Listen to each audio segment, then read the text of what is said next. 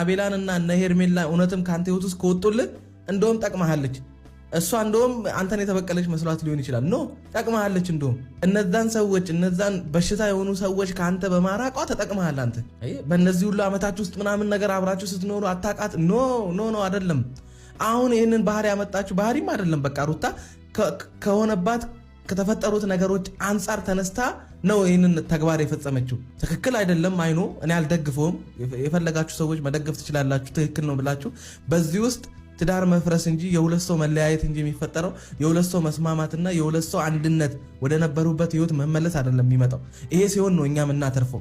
እኛ ደስተኛ ልንሆን የሚገባው ሰዎች ሲታረቁ ሰላም ሲሆኑ ያቋረጡትን ህይወት ሲቀጥሉ እንጂ ሰው ሲለያይ ሰውን ሲበቀል ኖ ይሄን አላደርግም።